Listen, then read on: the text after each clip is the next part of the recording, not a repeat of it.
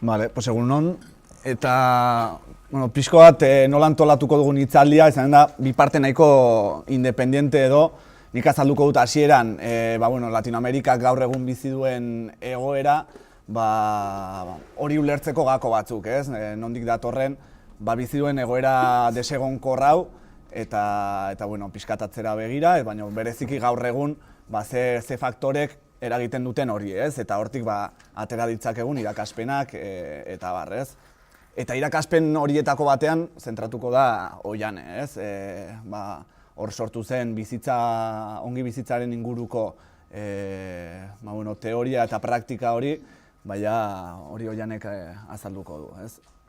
Ordan nik labur-labur, gehienez ordu erdian egingo dut aurkezpena, ez naiz gehiago luzatuko, eta pixka bat hori azaltzeko,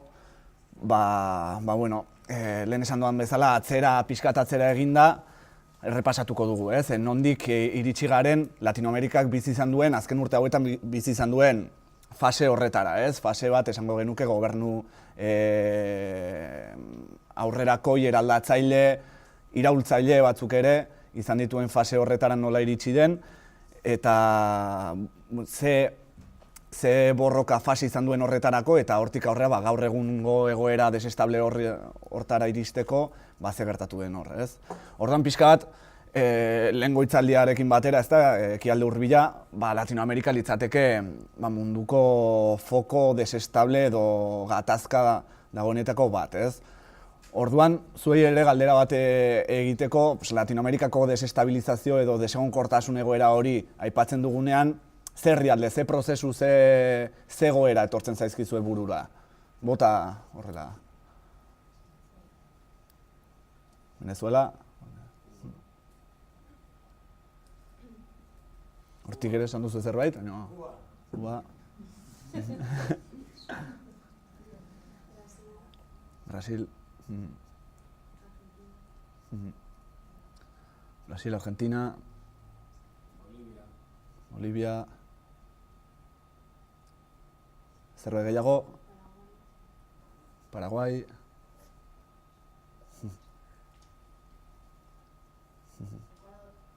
Ecuador. México. Tirando pa casa. Zer hortik? Nicaragua.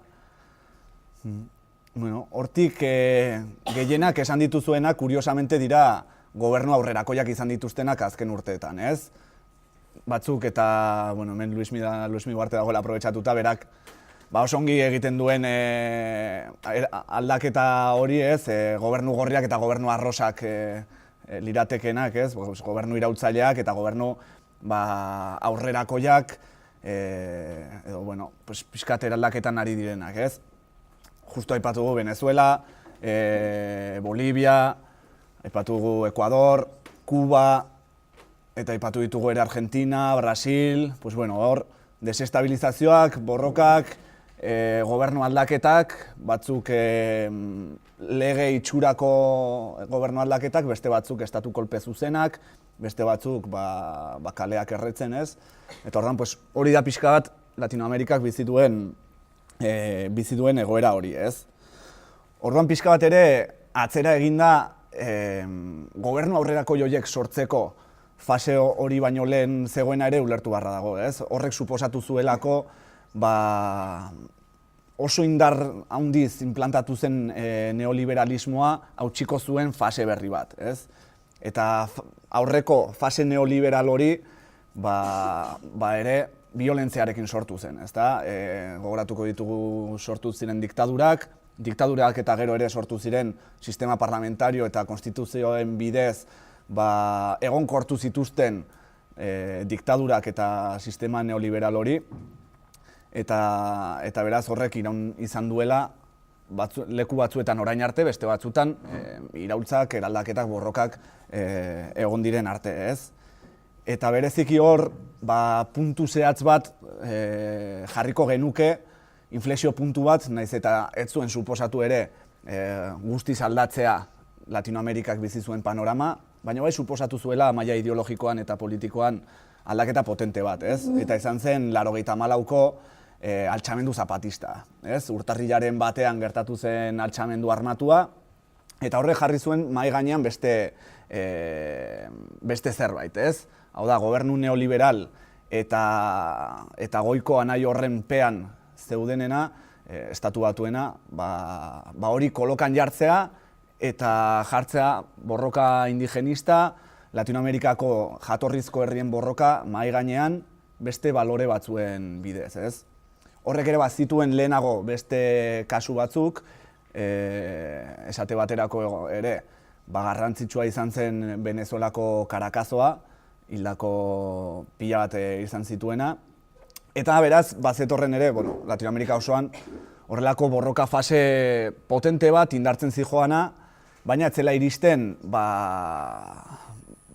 jartzera mahai gainean ere estrategia argi bat, bide argi bat, ez?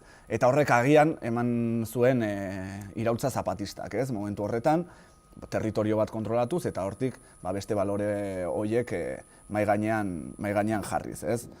Orduan, horrek ere bazuen oinarri bezala aurretik egondako beste lorpen batzuk, besteak beste Kubako iraultza edo iraultza sandinista Nikaraguan, ez?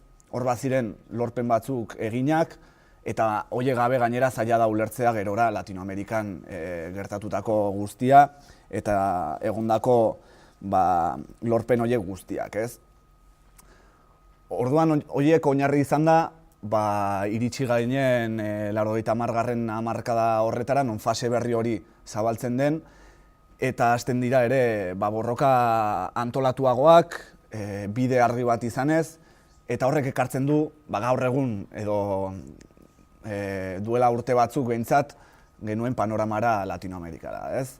Eta bereziki, herrialde batzuk aipatzeko, gainetik, hor etorri zen besteak beste, Bolivian Evo Moralesek ere gobernua eskuratzea, plantamendu indigenista horiek hartuta, eta Mas alderdiak lortu zuen gobernua, herri borroka potente batzuen ostean, ez? Hor egon ziren bereziki baliabide naturalen inguruko borroka bat, privatizazioaren inguruko borroka bat, gasarekin, urarekin, eta beraz, horrek ere, herri borroka horrek lortu zuen eramatea, gainera planteamendu iraultzaile batekin, gobernura Mas alderdia eta bere buru zen Evo Morales, ez?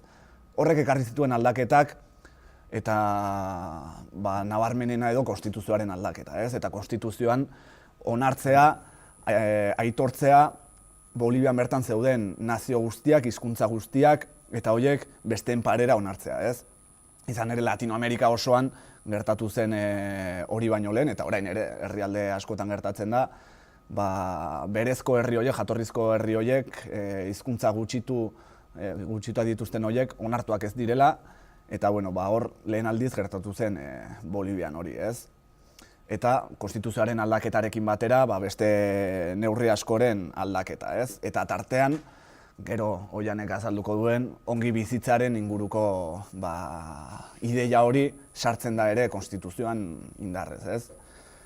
Ekuadorren ere izan zen hor aldaketa bat, beste borroka fase potente baten ondoren, eta lortu zuena beste planteamendu batekin, Boliviak ez zuen beste planteamendu batekin, eta gainera, esan dezakegu ez, nahiko korte sozialdemokratako planteamendu batekin, hiritar iraultza edo Revolución Ciudadana deitu dutena Ekuadorren, horrek bide egitea Rafael Correa ezarrita presidente, ez? Eta Alianza País alderdiarekin. Hor ere, saiakera Ekuadorgo berezko herri horiek aitortzeko diren bezala, nahiz eta, hor ere, pausoak geratzen ziren, ez, horretarako. Baina aldaketa nabarmena gertatzen da ere Ekuadorren. Eta nola ez, Venezuelan gertatzen den aldaketa politikoa, ez? Hori ere, ikusi behar da gainera Venezuelan nola gertatu zen aldaketa hori, ez? Chavezek ez zuen egun batetik bestera boterea lortu, egon zen estatu kolpe saiakera, militarren bidez, eta bidez berdinen bidez egin zen saiakera hori, gero modu hauteskunden bidez lortu zuten arte, ez? Horrek ere zekarren gogoratzen badu lehen aipatu dudan Karakazo hori, ez, 80. hamarkadan hor gertatzen dena, horrek ere auspotzen du mugimendu berri bat, planteamenduak orain arte, momentu hortar arte, Venezuelak zeukan egoera iraultzen zuena, naiz eta planteamendu iraultzailea etzekarren hasiera batean ere ideologikoki, baino gerora hartzen joan dena, ez? Eta hor bereziki, berriz ere, konstituzioaren aldaketa, prozesu konstituyente bat egitearena, bide batez orain ere, hortarako ateak ireki dituztela, ez? Konstituyente bat egiteko berriz Venezuelan. Eta horrek, aldaketa nabariak ekarri ditu Venezuelarako, ez? Alde batetik egin dituzten proiektuak sozialki bizi zuen emergentzia sozialari aurre egiteko, eta beste alde batetik, maila ideologikoan ere, pausoak aurrera emateko, eta Venezuelak beti ere, hor urte batzuk lehenago zegoen Kubako argiari jarraituz, maila ideologikoan ere pausoak aurrera emateko sozialismoaren banderarekin, ez? Eta beraz, honek ekartzen du aldaketa oso handia Latinoamerika oso hartuta, ez? Bereziki, Venezuelak hartzen du hor aldaketa horren bandera, ezta? Edo pixkat motxila hori hartzen du Latinoamerika osoan gertatzeko aldaketa hori, eta bertan ere Venezuelan emergentzia sozial horri aurre egiten zaion heinean ere, sortzen dira beste botere batzuk, beste politika egiteko beste modu batzuk, modan dago hori esatea, baina egitan sortzea beste botere batzuk, ez? Botereko legegile eta barren aurrean, hor ere hauteskunde boterea eta herri boterea sortzea Venezuelan, ez? Eta besteak beste komunen bidez sortzen joatea herri botere hori. Beraz, aldatzen dira parametro horiek, eta Latinoamerika osorako planteamendu bat da, ez? Eskaintza bat da. Gatoz, esan bezala, egoera batetik, non estatu batuek euren atzeko patioa konsideratzen duten Latinoamerikak dituen errekurso natural handia kontuan hartuta, eta pasatzen gara fase batera non burujabetzaren aldeko apustua egiten den, ezta? Ez bakarrik alde batera ustea estatu batuen lapurreta hori, baizik eta herrialde bakoitza norbere baliabide natural eta gainontzeko alor ekonomikoen jabe egitea, ez? Eta horrek trasladoa dauka Latinoamerika mailan sortzeko ALBA deituko zitzaiona, ezta? Alianza Bolivariana, integrazio bolibartarra egiteko planteamendu bat. Hor bereziki hartzen dute Kubak eta Venezuelak 2000. Hamarkadaren hasieran horren ardura elkartzeko, integrazio eredu berri bat sortzeko, ez? Lehen ALKA zegoen, ALKAtik ALBA sortzen dute gobernu iraultzaileek, eta beraz hor dagoen aldaketa da, ALKAk komertzio edo harreman komertzial batzuei erantzuten diotela, estatu batuei bereziki onura ematen dizkiotenak, eta azken finean kapitalismoan oinarritzen den harreman komertzial batean, ez? ALBA hori apurtzera dator, eta Latinoamerikako herrialdeen arteko harreman bestelakoak sortzera dator, ezta? Herrien burujabetzan, herrien arteko elkartasunean oinarritutako harreman komertzial batzuetan, ez? Eta horrek ja desorekatzen du estatu batuen momentu hortara arte zeukaten hegemonia, zeukaten nagusitasuna kontinente osoan, ez? Eta horrek sortzen du arrisku handi bat estatu batuetarako, ez? Hori bakarrik aurrekari bat litzateke ALBA gerora ere sortuko zirelako edo lehen sortuak zeuden ere harreman ekonomikoak aldatuko zituelako horrek, ez? Eta besteak beste, Mercosur, Amerikako estatuen erakundeak eta hartzen dute ere beste bide bat, ez? CELAC ere sortzen da, bestelako erakunde bat, Latinoamerika eta Karibeko estatuen arteko harreman hori egiteko. Eta beraz hor sortzen ari da ja beste kontinente mailako apustu bat oso arriskutsua dena, ez?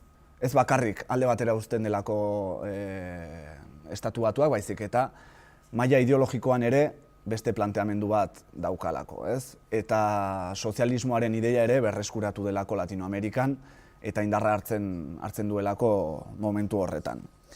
Gainera, gogoratuko dugu orain, justo aktualitatearekin zerikusia daukalako, Mercosur, hegoaldeko merkatu horretatik kanporatu zutelako duela urte erdi Venezuela. Hor ere, harremana dauka Brasilen eta Argentinan gertatutako gobernu aldaketek. Eta beraz, Venezuela ja hortik atera egin dute, ez? Bota egin dute. Eta berriki ere atera eginda Venezuela Amerikako estatuen erakundetik, ez? OEA-tik. Orduan, aldatzen ari da ere, orain tablero hori. Naiz eta duela urte batzuk integrazio bolibartar horretara begira zegoen eta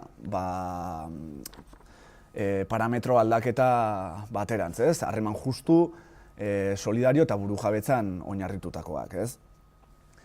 Orduan ikus dezakegu orain kontraeraso bat, ez? Estatu batuek inguratuta ikusi dute haien burua, beren influentzia galduta Latinoamerikan, eta oso garrantzitsua da kontinente hori, ez? Alde batetik baliabide naturalengatik, eta bestetik ere maila ideologikoan ematen diren aldaketengatik. Beraz, estatu batuek, gainera historia pixkat egiten badugu, urte luzez egon dira eskua sartzen Latinoamerikan, ez? Hori mantenduz, euren hegemonia leku bezala mantenduz. Eta hori estatu kolpe bidez eman zen, hori diktaduren bidez eman zen, desestabilizazioen bidez, eta ez? Eta horrela ezarri zen ere neoliberalismoa bere garaian, ez? Bereziki Txileko diktadurarekin. Orduan, estatu batuek eta beste agente garrantzitsu bat gainera Europan guri ere nahiko zuzen ukitzen diguna, nazioarteko diru funtsa, FMI, estragoak sortu zituen Latinoamerikan, ez?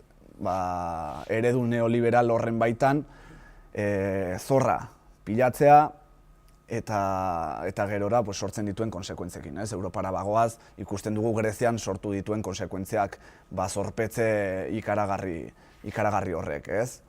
Edo beste konparaketa bat egiten badugu ere, Argentinan gertatutako korralitoa, bankuak itxita, Grezian ere gertatu zen, ez?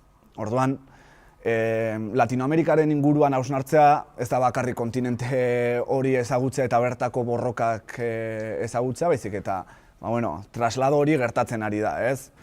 Latinoamerika konsidera dezakegun periferia hortan gertatu zena, orain Europako periferiara ere badoala, ez?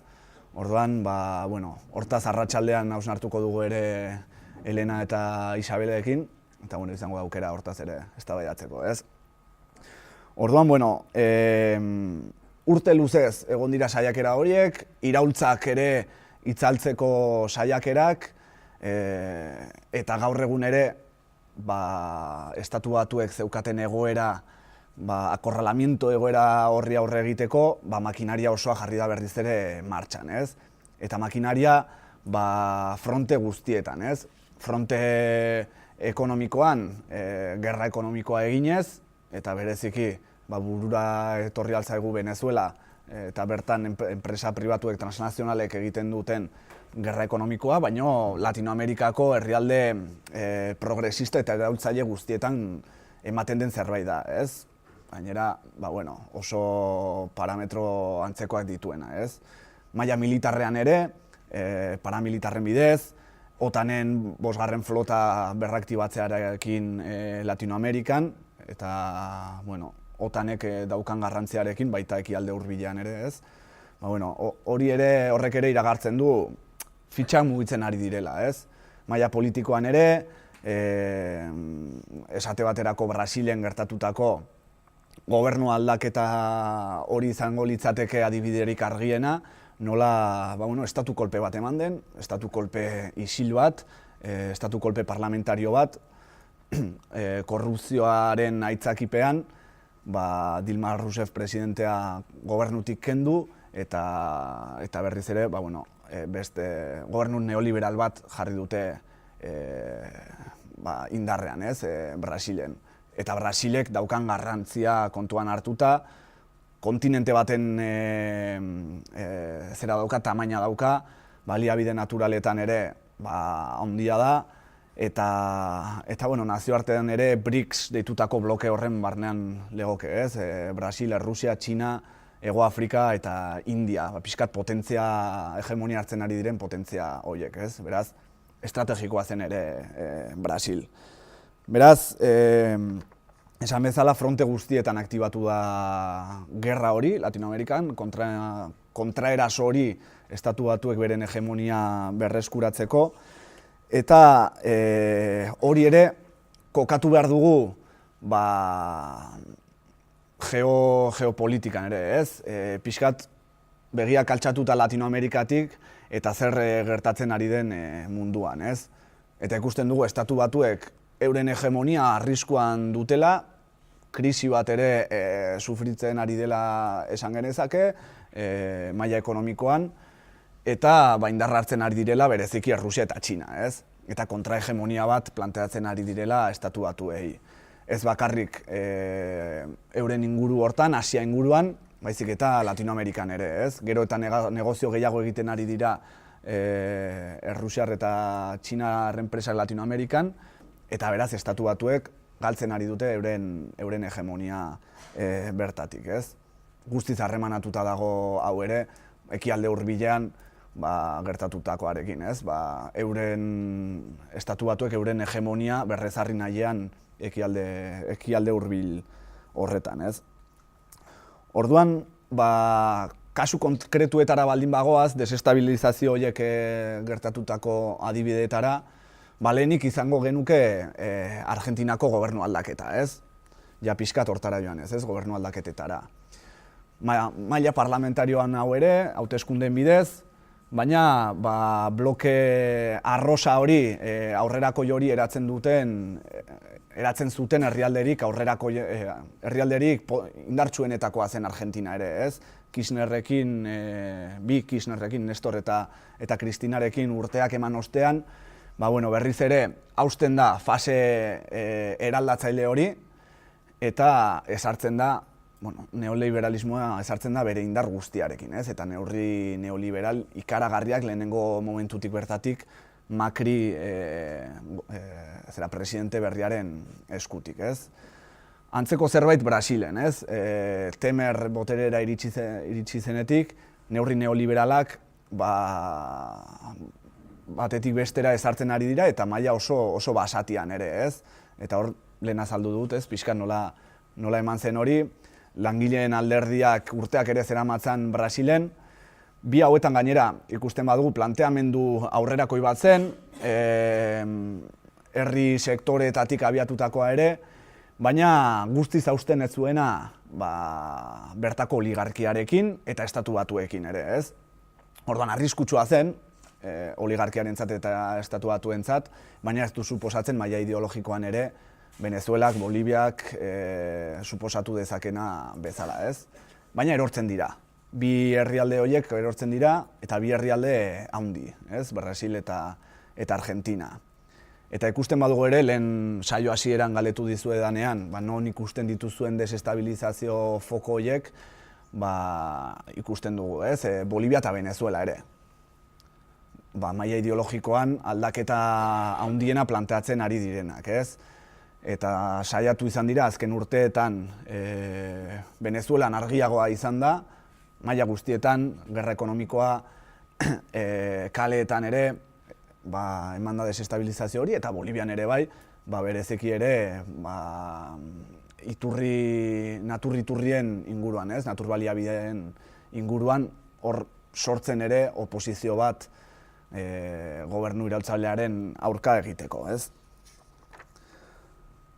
Orduan, horiek litzateke horrela fokorik handienak, baino Kubak ere bizitzan du bere desestabilizazio fokoa, bereziki Fidel hil denetik, hor saiakera bat, pixkat iraultza desestabilizatzeko bere ikur hori erortzen delarik, eta bestalde ere, Kolonbiak bizi duena, ez? Bake prozesu horren baitan, plebizituan nola herriak bakearen aurka bozkatu zuen, eta hori garrantzitsua da ere baina, ez eta analisi sakonago bat eman daitekeen nola zergatik ematen den hori. Baina hor ere mahai gainean dago hori eta mahai gainean dago ere bakea lortzen bada eta gerrilla desmilitarizatzen bada multinazionalek izan dezaketen bide librea, ez? Segun nola eramaten den prozesua. Eta orduan horiek litzateke faktore batzuk, baina badaude ere barne faktore batzuk desestabilizazio hori auspotzen dutenak, ez? Prozesu iraultzaile eta aurrerako joiek badituzte kontraesanak eta ezin dira izkutatu, ez? Eta beraz argiki planteatu behar dira, ez? Bata da, planteamendu ekonomiko alternatibo horrek badituela bere ahultasunak, zaila dela egun batetik bestera eredu ekonomikoa aldatzea, baina egin dena ere, eta bereziki Venezuelan eta Bolivian, bere ahultasunak baditu, ez, eredu horrek. Bestalde, eta Venezuelan oposizioak eramaten duen ikurra, zerarena, korrupzioarena, ez? Brasilen ere eman zena, Argentinan ere eman zena, Bolivian ere oposizioak ematen duen bandera, eta Venezuelan ere, ez? Eta hori ere badago, ez? Hau da, lehendik zeuden instituzio burges horiek eramateko momentuan, korrupzioa sortu du ere alderdi eta gobernu iraultzaile horien barnean, ez? Eta beraz, ahultasun horrek sortzen du oposizioarentzako bide librea ematea agudizatzeko, ez? Hori eta desestabilizatzen jarraitzeko. Eta beraz, horiek lirateke kontraesan argienak, ez? Eta kanpo faktore horiek, hau da, kanpotik desestabilizatzen saiatzen ari direnak, eta Espainiar Estatuan Venezuelaren kasuarekin oso argi dago, ez? Nola saiatzen ari diren desestabilizatzen Venezuela, kanpotik saiakera hori dago, eta barrutik ere badaude beste faktore, aipatu dituan faktore horiek, desestabilizazio hori areagotzeko, ez? Hala ere, lorpen batzuk badaude, eta lorpen batzuk atzera joan ezinak direnak, ez? Maila ideologikoan eman direnak, Venezuelan komunen bidez sortzen ari den herri boterea, hori oso zaila da atzera buelta ematea. ALBA proiektuaren bidez, Latinoamerikako integrazio horren bidez eman den parametro aldaketa ere oso zaila da atzera botatzen, eta gainera horrek badu atzean edo aldamenean esango dugu, hauspo bat, ez? Eta da, herri mugimenduak daukan garrantzia Latinoamerikan, ez? Eta ALBaren proiektuarekin, ALBA Movimientos sortu zen, Latinoamerikako herri mugimenduek sortutako maila estrategikoan planteamendu bat Latinoamerikako integrazio osorako, aurre egiteko gaur egungo eraso horiei, eta planteatzeko luzera begira proiektu bat, ez? Orduan horrek badu oinarri bat, ez? Eta beraz horrela ikus dezakegu egon den eraldaketa fase horrek sufritzen ari dituen eraso, kontraesan eta ahultasun horiek nola ari diren eramaten bloke hori pixka bat ahultzen, ez? Hortara iritsi da gaur egun Latinoamerika, momentu ahul batean dago, dena den borroka ziklo berri bat sortzen ari dela ematen du, Brasilen dauden erantzunak ikaragarriak dira, Venezuelan herri mugimenduak erakusten ari duen indarra ikaragarria da, Argentinan dauden mobilizazioak, Txilen dagoen ikasle borroka, kontinente osoan, ez? Horrela herrialde egin genezake, ez? Eta amaitzeko, aipatu nahiko nituzke irakaspen batzuk, ez? Salsa guzti horrek uzten dizkigun irakaspen batzuk, eta internazionalista bezala, borrokalari bezala, jaso behar ditugun irakaspen batzuk, ez? Eta beraz, Latinoamerika aztertzea merezi duela gure borroka ere elikatzeko, ez? Eta besteak beste hor laburra aipatzeko, lehenengoa litzateke internazionalismoan oinarritutako harreman hoien sorrera, Albaren bidez eman dena esate baterako, herrien buru jabetzan oinarrituta eta herri buru jabe hoien arteko elkartasunean oinarrituta, ez?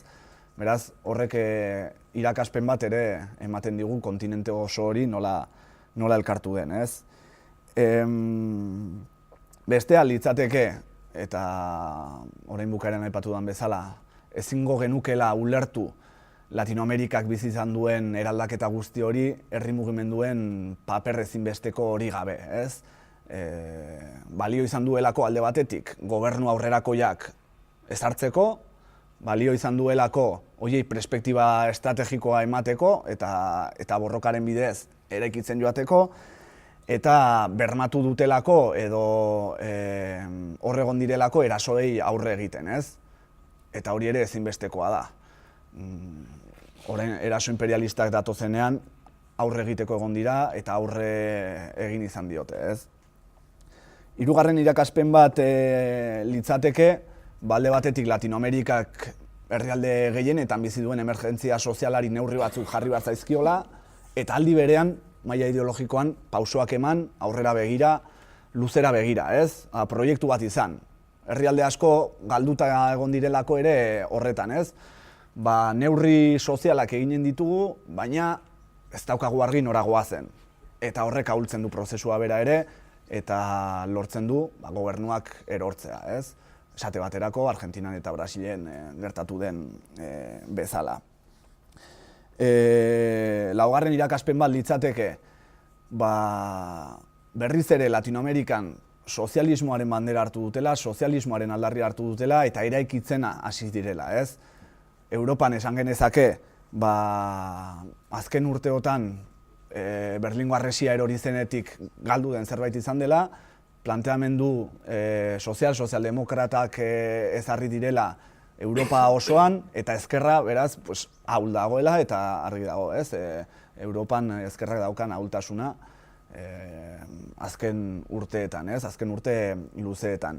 Beraz, maila ideologikoan ere, irakaspen garrantzitsua hartu dezakegu Latinoamerikatik planteamendu horrekin, eta fruituak dakarrela, ez? Hau da, burujabe izateko bide bakarra sozialismoa eraikitzea dela, ez?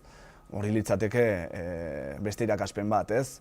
Herriak edo pixkat iraultza antikolonialak egon zirenetik eta independentzia lortu zutenetik Latinoamerikako herrialdeek ez dute benetan independentzia lortu, ezta? Beste era batera jarraitu dute potentzia europar eta estatu batuarraren menpe. Eta beraz, burujabetza osoa izateko, irakaspen hori da ezinbestekoa dela sozialismorantz pausoak ematea, eta horretan hori eraikitzen joatea, ez? Eta hau litzateke, azken bat aipatzeko ere nola borroka guztiak sortzen duen erresistentzia bat.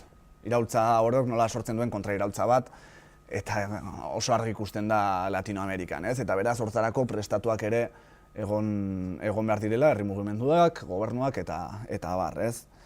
Eta beraz, modurik argienean, hau Venezuelan plazaratzen da gaur egun, eta lehen Izaskunek esan bezala, horretarako Venezuela Latinoamerikako prozesu honen guztiaren berme delako ezinbestekoa da guk ere internazionalismoaren bandera hartzea eta elkartasun hori bideratzea ara, ez? Ekarpen handiak ekartzen digulako, ez? Eta beste irakaspen bat eta borroka hildo bat litzateke ere Latinoamerikako jatorrizko herrien jarraipen hori egitea, ez? Gu ere ispilu batean egon gaitezkelako momentu batean jatorrizko herri garen heinean Europan eta hortik sortzen diren teoriak eta elikatzen gaituztelako, ez? Eta lotura egin ezea eta ni isilduko naiz,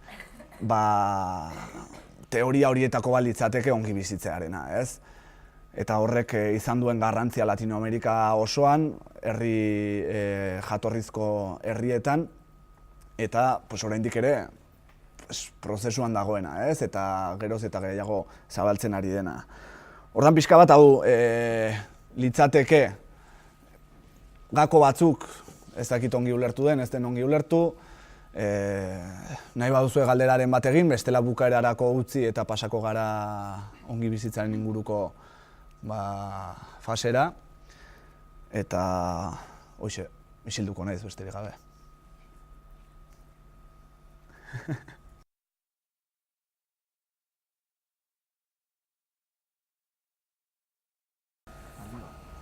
Aldio.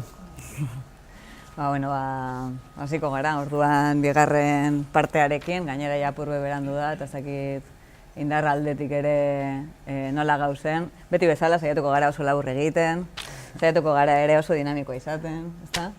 Eta, nire egokitu zait, ongi bizitzaren proposamen proiektu politiko alternatiba hori azaltzea, azaltzea, eta azaldu baino, gustatuko litzaidake gogoetatzea horren inguruan, hausnartzea proposamen askatzaile honen inguruan. Horrekin batera gustatuko litzaidake ere, eta hau da formakuntza ikastaro bat, brigadistentzako bereziki,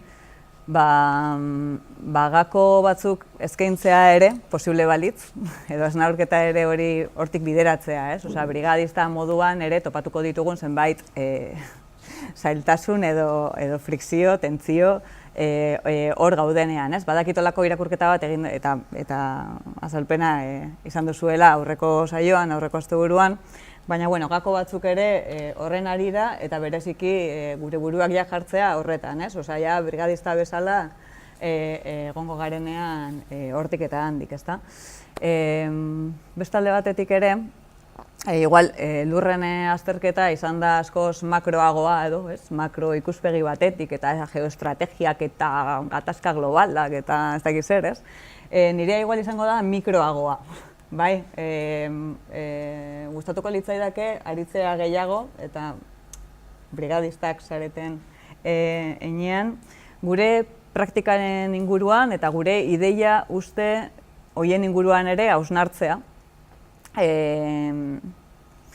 Zera maila mikroago batetik edo, hori litzateke proposatzen dudan lanketetako bat, eta baita ere brigadak ulertuta joan etorriko zerbait dela, joango gara, baina bueltatzen gara, eta irakaspen horiek ere Euskal Herrira ekarriko ditugu, eta gainera askapen prozesu baten mesedetan jarriko ditugu, irakaspen guzti horiek, tartetxu bat eskaintzea ere Euskal Herrian ongi bizitzearena nola ari den planteatzen, edo iradokitzea behintzat, ze esperientziak eta praktikak martxan ditugun, igual ongi bizitzaren honetan kokatzen direnak, Zer nik behintzat ez dut ulertzen ongi bizitzea jatorrizko herrien zerbait bezala, edo hietara mugatua, Zori litzateke, hietara mugatzea eta besteok zer egingo dugu. Orduan, Euskal Herrira ere bueltatzea eta alternatiba honetan sakontzea eta gako batzuk luzatzea, agian desproposito bada, dinot, niretzat ikusten ditudan zantzu horiek botako ditut, baina agian esatu hau ez dut ikusten inondik inora. Oso ondo, hemen gaude ere desadostasunak agertzeko, ez bakarri zalantza, baina desadostasunak ere plantatutakoarekin, beraz, aurrera ere horrekin, ez da izango dena, bai, hau holanda, inondik inora. Saioaren nondik norakoak ere esplikatuko ditut. Ongi bizitzea da munduan kokatzeko modu bat, mundu ikuskera bat, harremanetan egoteko modu bat, eta antolatzeko modu bat ere. Orduan, proiektu politiko integral bat da kasu horretan, baina bada gure bizitzekin harremanetan dagoen zerbait. Gure bizitzak zeharkatzen duen zerbait da. Orduan, niretzat, eta lurri ontsa bota diot, oso kontrasankorra zen planteatzea ongi bizitza eta txapa botatzea ongi bizitzaren inguruan, hau da, eta beste hau da, eta beste hau da. Eta ez egitea modu dinamikoago batean, edo tailer formatu batean. Eta badakit asko garela, badakit denbora aldetik oso justo gabiltzala, ia beti bezala. Espazioa ere apurbet mugatua dugu, baina pare bat dinamika egingo ditugu hemen ere. Gainera esnatzeko eta indarrak hartzeko agian egokia litzateke. Orduan, hasiko gara dinamikatxu bategaz, gero hartuko ditut minutu batzuk, 15. Ongi bizitzaren testu ingurua edo argitzeko, azkenean proiektu politiko bada, testuinguru konkretu batean sortzen dana, bere kontrasan guztiekin, baina edatzeko ambizioa duena, ezta? Horregatik ari gara honen inguruan berbetan Euskal Herrian, hemen eta orain, ez?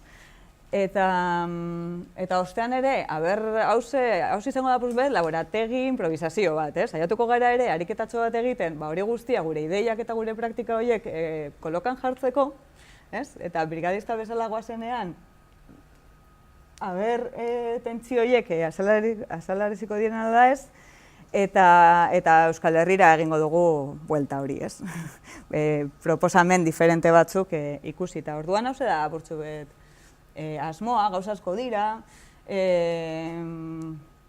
eta, bueno, hane hemen egongo da ere denporaren zaintza egiten, ez? Orduan, hane eman tokean, mesedez. Azkar. Hasiko gara beraz, bai. Proposamena da, dinamikatxu bategaz hastea, esnatzen jolaza, hemen baditut aliatu batzuk. Hau zebera egin duguna beste testuinguru batzuetan. Bueno, esatea ere, hau dela bigarren tailerra ongi bizitzaren inguruan, bai. Orduan, oso exigenteak ere ez izan, mesedez, bai. Ulertu ere ezin da gure egoera eta gure papela honetan, ezta? Beraz, jolas bat hasteko, eta jolasa da, ez dakit ezagutuko duzuen, eskatuko dizuet horritxo bat hartzea, zutunik jartzea, zutunduko gara, bai. Horri bat hartzea, folio bat, foliorik ez baduzue zeo zer ekarri dut, asko ez, baina baten bat ekarri dut. Eta oso gauza simplea da, bai? Oso gauza simplea da, beraz, ez gara erotuko. Pasa gura bazu, egingo dugu olako tubo hodi tutu kaleidoskopio bat, bai? Olako zerbait. Oso gauza simplea da, erotu barik. Eta jarriko gara bikoteka. Bai? Bikoteka, bizkarra emoten, han ere izan daiteke nire modeloa, ez da? Holan, ez? Bizkarra emoten bikoteka, berdin da elkar ezagutzea, ala ez, hori ja berdin da. Eta hartuko dugu zera gure kaleidoskopio hau, eta kontatuko diogu besteari, susurlatuz, astiro, mantxo, ikusten dugun hori. Zer ikusten badugu. Bai, ikusiko dugu, segurazki. Kontatuko diogu, mantxo, baina purbet azkar ere. Bai, minutu eskaz badeko gulako. Ba, zer ikusten ari garen. Bai, eta deskribatuko diogu, hola susurlatuz, eta mantxo, eta gozo, posible baldin bada. Zer ari garen ikusten. Eta gero besteak berdina egingo dau. Honetan hanek. Jarriko luke bere kaleidoskopioa, eta kontatuko dit Belarrira zer ikusten duen. Bai? Hauze, 2 minututan. Beraz, bikoteka, minutu bat. Azkar batean. Asko gara, ez dago espazio askorik, orduan, susurlatuz. A ber, Lur, zuk ere egin behar duzu.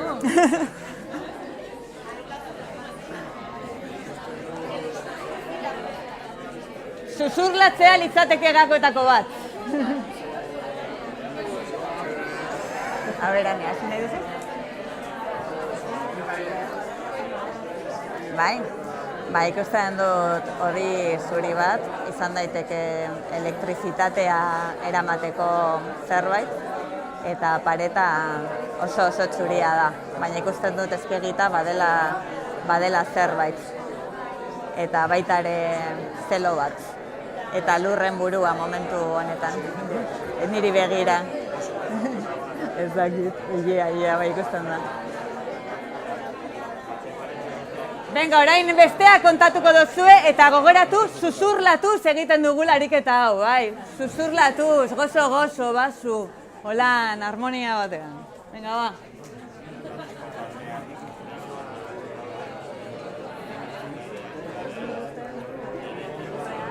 Bai.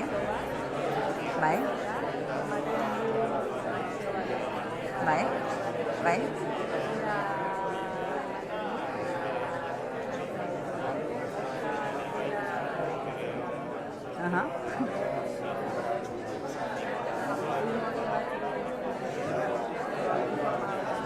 Bai.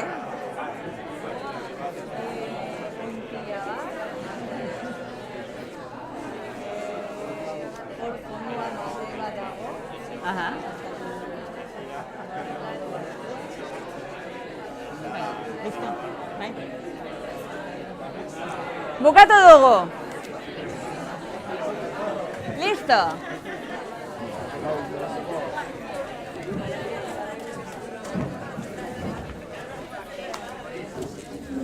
Bueno, gitxienez esnatu gara apurbet eta hasi gara beste gauza batzuk ere ikusten. Espero dezagun, behintzat. Ze ateratzen dugu dinamika honetatik? Ze ondorio etara hel gaitezke edo, ze bizi izan dugu? Nola egon gara hau egiten? Bota? Bai. Gure kasuan, bera zegoen justo onantz begira eta nik kanpora, orduan perspektibak oso ezberdinak ziren, ez? Jende pilo dagoen inguruan da, eta nik, bendik ez dago inor, nire amaren antza daukarantre bazatzako pasatzen, mendiak, kontziak, eta oso perspektibak ezberdinak ziren. Claro, gure begirada kokatua dago, ez? Puntu batean, eta ari gara gainera beste puntu hori ikusten, ezta? Eta gure begirada gehiago izten dugu eta gehiago kokatzen dugu, eta bestearen begirada beste bat da. Ezta? Bestearen begirada beste bat da, baina besteak ere laguntzen gaitu, ez? Bestearen begirada horretara gerturatzen, ez? Gehiago? Bai? Adibidez, nik ikusi dudana izan da aulki pare bat, koderno bat eta motxila bat, eta irakaslea naiz. Eta bera deskribatu dit hor goian dauden gauza guzti horiek eta arkitektura ikasiko. Orduan, hori ondorio ez dugu orentxe bertan. Osea, begirada are kokatuagoa da, ez? Eta begirada baldintzatuta dago, eta baldintzatuta dago ere ikasketengatik, ez? Ba, irakaslea kuadernoa eta arkitektak egitura edo, ez? Bere begirada hori txertatzen du, ezta? Ez da bakarrik ikasketekin gertatzen zaigu klasearen arabera begirada bat izatea, generoaren arabera begirada bat izatea, baina baita ere, eta hau da igual gaur gehiago landuko duguna, arraza, etnia, kultura eta hizkuntzak ere begirada bat eta kokapen bat ematen digula, ezta?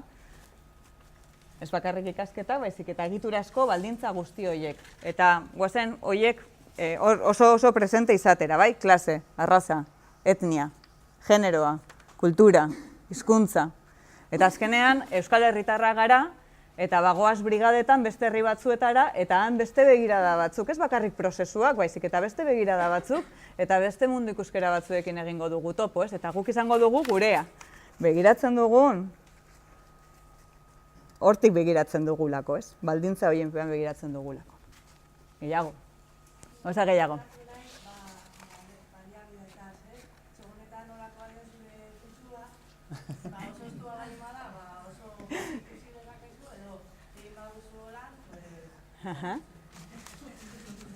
Eta gian asko estutzen baduzu, ez dakit, baina gian asko estutzen baduzu, ba orduan detaile txiki horietan gehiago zentratuko zara, ez? Ze ari gara oso estua erabiltzen. Agian handitzen badugu, ba orduan detaile gehiago harrapatuko ditugu, ez? Baina ari gara gure gigantismoaren jendartean dana dala handia. Dala ez dakiz zer, ba ongi bizitzak ere planteatzen diguna da txikitasunera jo behar dugula, ez? Txikitasuna eta detaile txikietara jotzera eta baloratzea ere, ezta? Hori litzateke beste zerbait. Gehiago? Bai.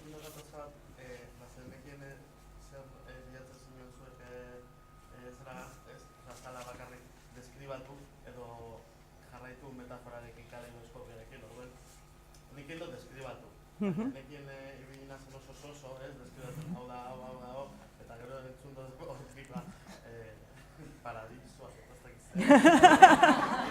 ez eta gatazka hori zuek zapiatzen zinuen, eta gero zer duzan zintzen helburu. Gero, batzutan da, ariketa bat egin behar dugu, eta haber zuzen ondo egiten dugun, ez? Eta, bueno, bagian ondo edo txarto ez da kontua, ez? Baizik eta, bueno, egitea eta ondorio batzuk ateratzea hortik, oza, ondo dagoena, txarra dagoena, batzutan nor gara hori guztia kolokan jartzeko, ez? Baina, bueno, beste zerbait horren arira ere, batzutan hori tematzen garelako dana ondo egitera, gure ezagutzak eta begirada hauek ez direla neutroak ere, ez? Eta batzutan espero dugun hori islatzen dugula, ari dira nitaz hau, ez? Hau bilatzen dute nitaz eta orduan hori errepresentatzea noa. Bueno, besterik? Beste gogoetarik? Begirada baino bikotea entzutea. Utzi dugu espazio bat bestea entzuteko eta bestea hitz egiteko. Eta bestearekin empatizatzeko maila batean, ez? Eta niretzat igual garrantzitsua ere kontaktu fisikoa, agian ezagutzen ez dugun pertsona batekin, ez? Gure jendarteetan ere batzutan kontaktuarena eta Euskal Herrian, bueno, ez? Euskalduntasun puru horretara bagoaz, bueno, hori guztia kolokan jar dezakegu, ez? Baina, bueno, ukitu gara, sentitu dugu bestea, ez dakit asko susurlatu garen, baina ideia zen susurlatzea eta amantzo, ez? Baina proposamen honetan ere ongi bizitzearena hori ere erdigunean jartzen da, ezta? Eta harremanak eta harremantzeko formak eta ukitzea, sentitzea eta sentimenak ere garatzea, ez? Maila batean, orduan importantea bestea horri izatea. Besterik?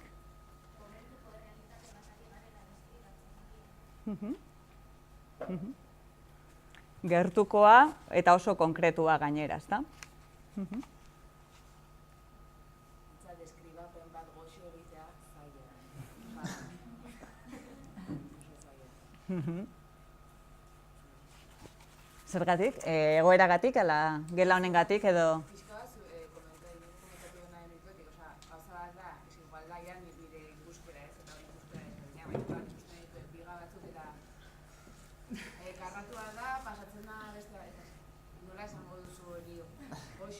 Odei bat lantzeko esan dut, igual goxotasun puntu bat esan dut, baina igual hori da bakoitzaren ere izanena.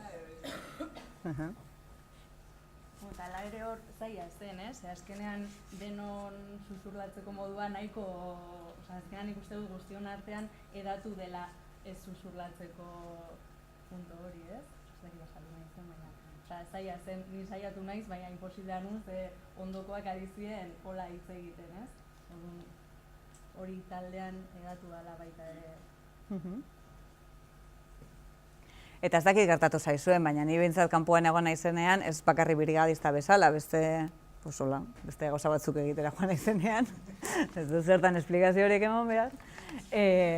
Orduan esatea, eta zue ze altu hitz egiten duzu, ze ozen hitz egiten duzu, ez? Eta bai, hola, ondo entzuteko moduan, ez? Kostatzen zaigu ere beste ritmo batzuetara moldatzea, eta, astiroago edo lasaitasunez, edo, ez? Azkartasuna hori ere horrela islatzen dugu, ez? Eta orduan, pumba, txoke. Txoke, ze behitu hauek ze ozen hitz egiten dute, edo besteak zer egiten duten, ez? Bueno, gure buruak brigadista bezala kokatzen hasteko ere. Denbora, nek dino, denbora zaindu behar dugula. Beste hitzik badago edo bagoaz aurrera? Jo hartu naiz, ikusten dugula, ez dugula begiratzen. Eta nahi dut. Ikusten dugu, baina ez dugu begiratzen. Gustatuko litzaidake hemen ere saio honetan hizkuntzaren inguruan aritzea. Ni ez naiz aditua honen inguruan, baina bai atentzioa jartzen dudala eta arreta, hitz konkretu batzuei eta begirada eta ikusten dugun horren artean bereiztu behar dugula, ez? Bai, begirada beste zerbait da, ez? Eta begirada kokatua dago. Bagoaz aurrera, pizkanaka? Hanek dino baietz. Ekarri dut olako apunte batzuk, ze bestela asko luzatzen naizen, horietakoa naizen, ez? Orduan, 4 gako eta 4 hemen dagoena azalduko ditut, bai? Ongi bizitzaren testu ingurua, ze oso proposamen berritzailea izan daiteke, eta ez berria. Ze berria da, existitzen ez den zerbait, eta bumba, hori agertzen da, ez? Eta hori da berria, baina hau da berritzailea, innovador, gaztelaniaz. Bai? Azkenean, aurreko praktika batzuk hartzen dituelako, eta egungo testu ingurura moldatzen da, beste proposamen alternatibo askatzaile bat eraikitzeko. Ze jatorrizko herriak eta hortik dator proposamena beti egon dira hor. beti egon dira horrez. Horregatik dira ere jatorrizko herriak, alegia edo pueblos originarios, entzuko duguna gaztelaniaz. Testuinguruak kokatzeko beraz, bai edo bai honen inguruan hitz egin behar dugu. Eta Lurrek ere gako batzuk eskaini dizkigu, orduan nik bakarrik bi kontutxo azpimarratuko ditut, bai? Batetik, 80. hamarkadan, eta hemen aipatu den bezala, 80. hamarkadan kontinente honetan garai aldaketa batean murgilduta gaudela, ezta? Eta oso testuinguru konkretua da, besteak beste Berlinen Harresiaren erortzen den hori eta mila kontu. Eta hemen agertzen zaizkigun bi inflexio puntu handi bezala, gainera oso urte antzekoetan ematen dena da, bata, Lurrek aipatu duena, 94ean zapatisten altzamendua, eta ez dakit txosten irakurri duzu, baina nik uste dut interesgarria dela ematen dizkigun datuak, ez? Zapatismoa agertzen zaigu, sozialismoaren esperientzia bat esaten dutenean ja hori bukatu dela eta kapitalismoak garaitu duela, eta arnaz berritze bat izan zen ezkerrarentzat, holako proiektu batekin topo egitea, hein handi batean, eta hemen txostenen aipatzen den bezala hori, antolakuntza ideologiko indartzu bat eta estrategia mediatiko oso indartzu bat ere, ez? Beti egon diren herriak agertzen zaizkigu, beti bazterrean, marginaturik, bilizaturik egon diren herri horiek agertzen zaizkigulako, ez? Eszenatokiaren lehen lerroan eta proposamen askatzaile eta berritzaile batzuekin maila honetan, ez? Orduan zapatismoa hor dugu, baina baita ere urte nahiko berdintzuetan egungo Ekuador dena, hor ere jatorrizko herrien mugimendu oso potente batekin. Beraz, testuinguru honetan jatorrizko herrien mugimenduen indar berritze badago, gorakada badago, eta bereziki ikusgarritasuna edo hartzen dutela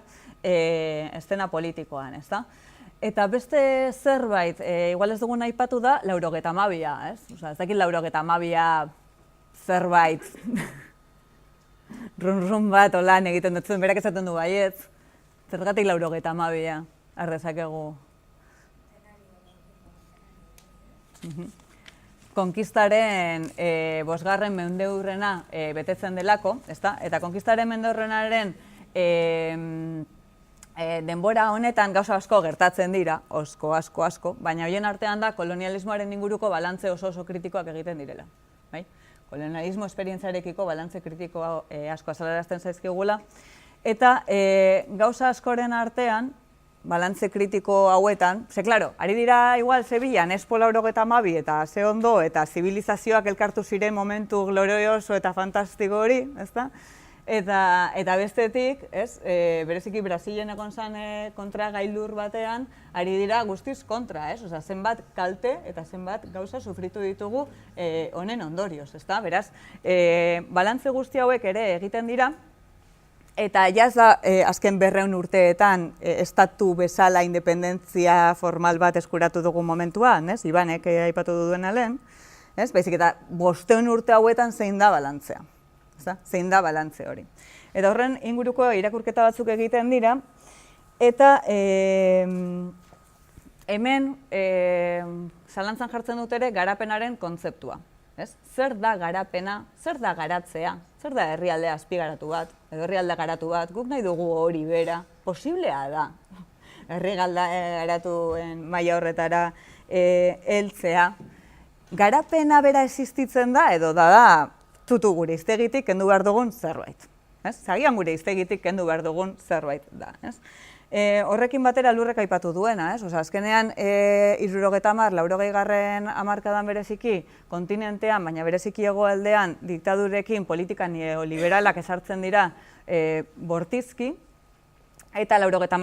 hamarkadan ari dira politika neoliberal guzti horien ondorioak pairatzen, eta ez bakarrik herri batzuetan, baizik eta oso orokortua da, eta zonalde batzuetan ditugu langabezi tasak eta pobrezia strukturala oso handia dena. Oso handia dena. Beraz, igual 70, 80. hamarkadetan, te vendo humo, politika hauek esartzen dituzu, eta gure bizi maila lortuko duzue.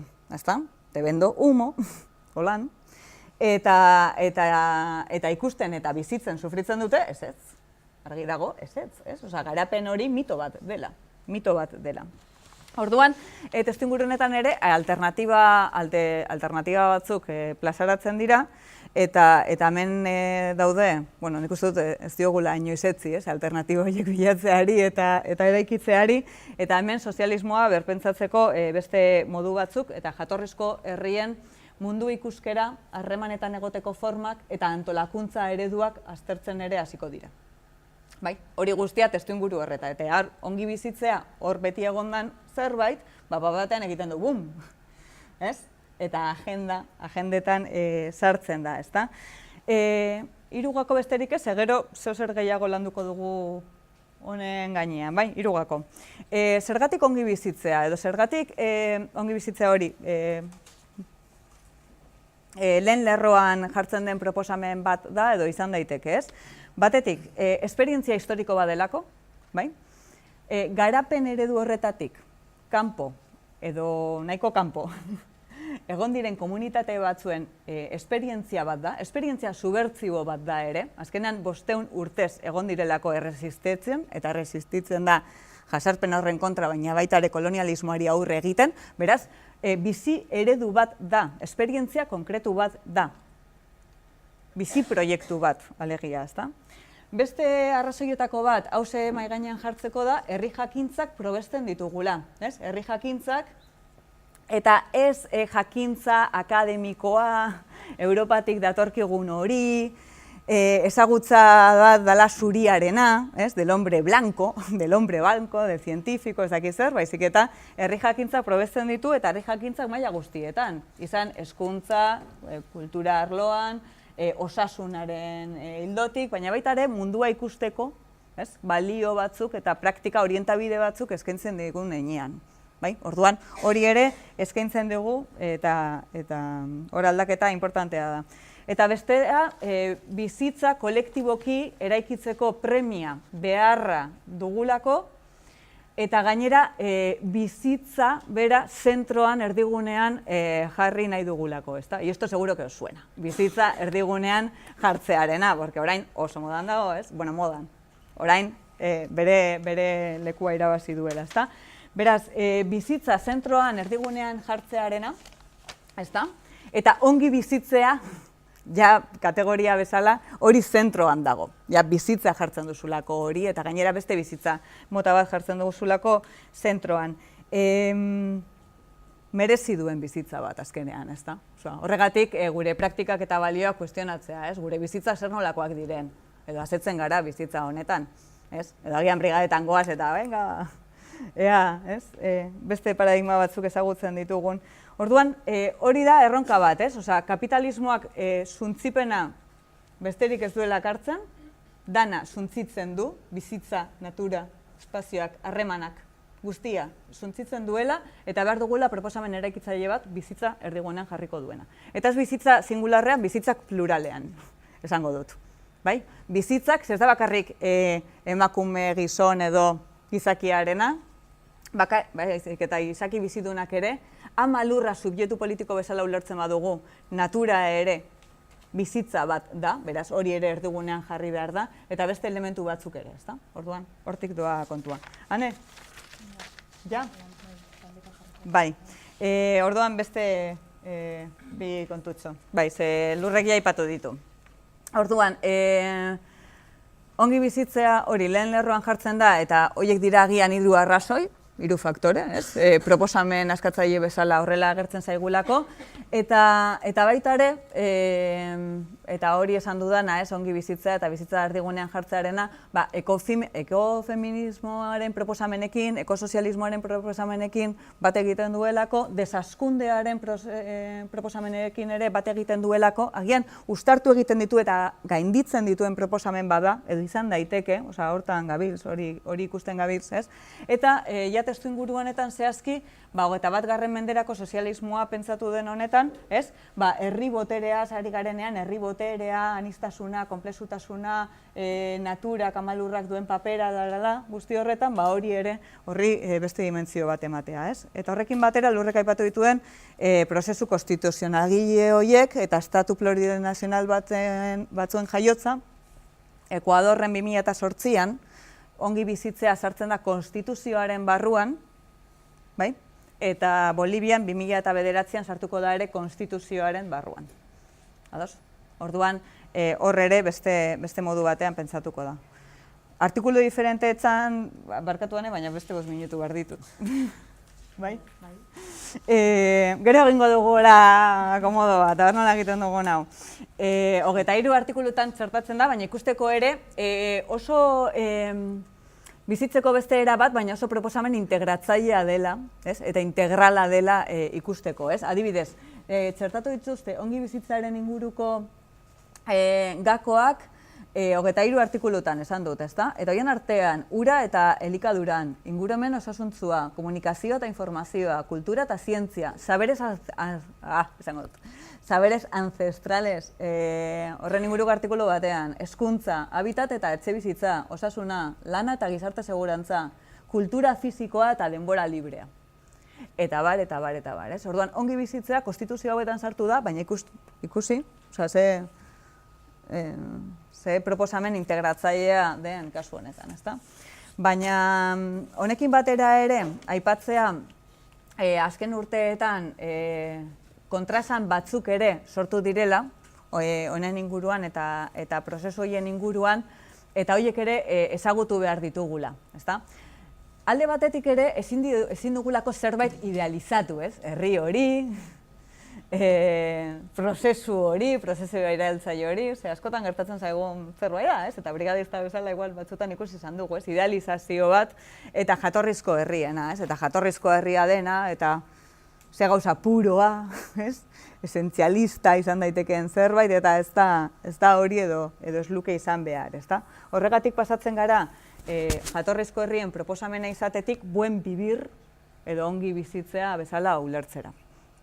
Orduan, hori da arriskutako bat, ulertzea. Bueno, da, lau indigenen kontutxo bat, ezta? Baina hor geldituko da. Eta gia da, zailtasunak daudela beste espazio batzuetara eramateko, adibidez, hirietan. Hirietan planteatu daiteke hau, edo mendebaldeko herrietan, edo Euskal Herrian planteatu dezakegu hau.